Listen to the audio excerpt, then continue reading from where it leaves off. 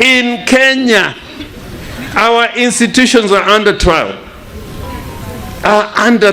There's no single institution that is not under trial in Kenya. If you go to the Supreme Court, there are a lot of questions that are being raised about the principal judicial organ, the supreme organ in the country called Kenya. There are questions on the issue of the constitution, and here I'm with Raila Odinga. Devolution is under threat, and until we are prepared to fight for the constitution and not for the little things we are given, unless we are prepared to fight for what is in the constitution for us as a matter of right, Kenya is going to lose direction. We must fight, and the constitution is under trial. Under trial. And although at national politics people can say a lot of things, but if you want to see how empty those things that are being said are, Nyamrero are here. They are supposed to be, what Nyamrero is being paid is not a salary. It's not even allowance. The truth of the matter is you are not getting your right. I am asking the Kenyan people that we should be like other democracies where people fight for their rights and what belongs to them. That is how we can take Kenya forward.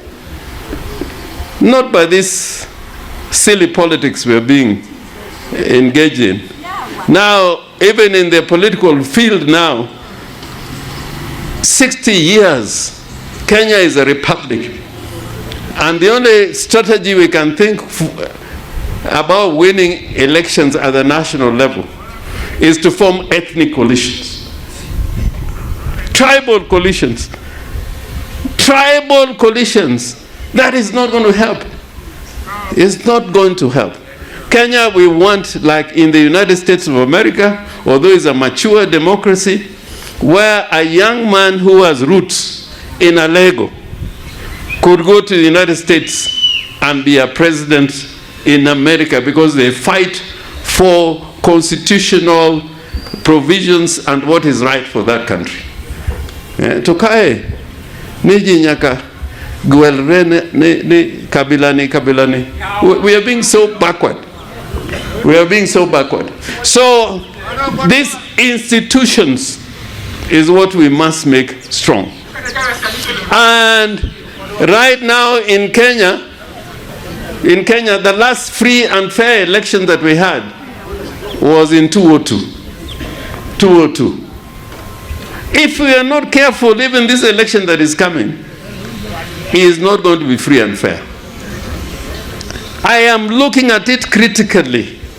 Even with this IBC, I can see the membership that is going to come out of this process. I am sure that unless they are constitutionally anchored and allowed the space, Kenya is not going to have free and fair elections. It is not going to have free and fair elections. We are living in a country where the most popular man in the country for the last 20 years, Raila Odinga, cannot win an election because it's being stolen all the time. And we are forced to now enter into deals and transactions that do not make sense. So the struggle is going to be more difficult.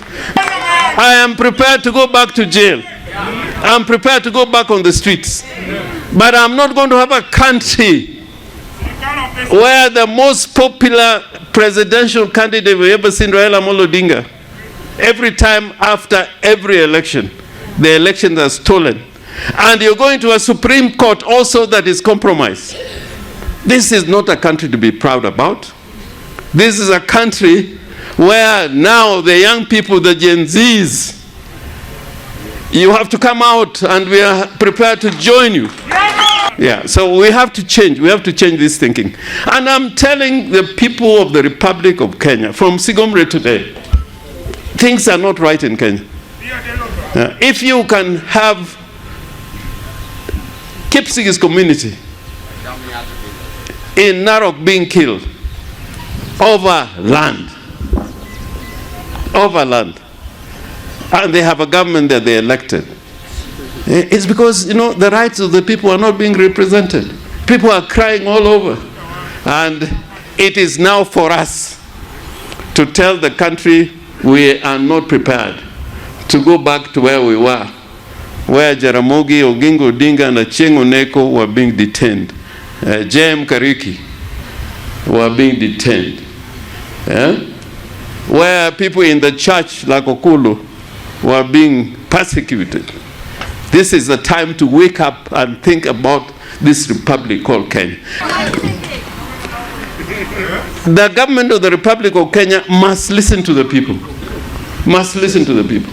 I am saying that this country, and it is important for this to go on record, we are a free nation of free citizens. Those who live in Kenya, not just citizens, have rights, basic rights, under the Constitution. And when they require service, it's not a privilege, it's a matter of right. So we must build a nation based on the Constitution. We elected to have a constitutional democracy. We did not elect a tyrant, we did not elect a monarch, we did not elect a queen, we didn't elect a king. We elected servants to serve the people. The most important office in a republic, in a constitutional democracy, is not the courts, is not parliament, is not the president.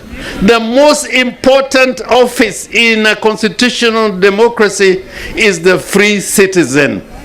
Individual citizens who cast their votes. That is the most important office in a constitutional democracy. And if we don't get it right, this country will become a different country. And I'm saying it with all the energy that I can command. And I can repeat it anywhere in the Republic. We have lived to see people who have fought for this nation, who have been killed for standing for what is right in this nation. And we cannot have a situation where things are going back to the old order, where we are worshipping leaders. We cannot worship leaders anymore. This is the time for leaders to be responsible and accountable to citizens, wananchi of the Republic of Kenya. And this constitution wanted us to have a democracy based on merit. If you read the constitution, the idea of leadership based on meritocracy is fundamental. But now we are beginning to see even political parties are going into ethnic formations, coalitions which are basically ethnic. That would not be right.